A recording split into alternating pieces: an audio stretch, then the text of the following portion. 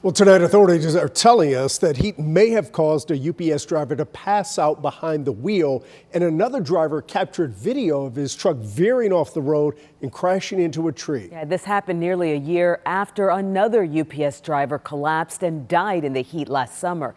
Tonight, that man's widow shared her concerns with Jobin Paniker.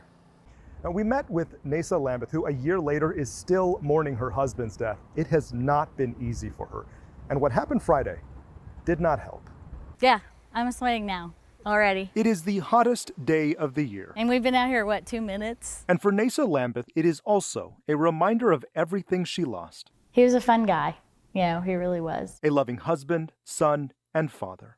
Her husband, Chris Begley, drove for UPS for 28 years, collapsed on a triple-digit day while on a route, and died 5 days later. A normal person would know, take him to the hospital, or at least call 911. She says neither happened. UPS at the time said Chris refused to go to the hospital. Nasa says her husband was not in a state to make that decision.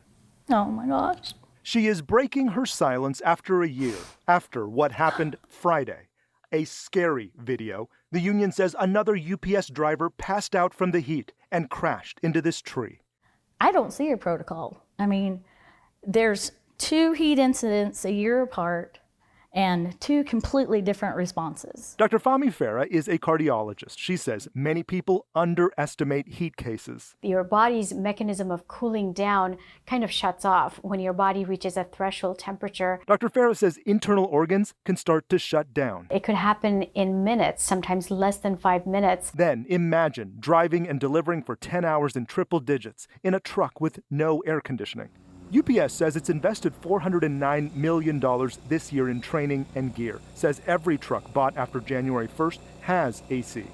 Nasa says that doesn't help those driving the older fleet. You know, I could still have him here with me because it's been horribly lonely and sad and difficult. She's planning to move from this home. It's too hard for me to be here. There are just too many reminders, and it being the hottest day is just another.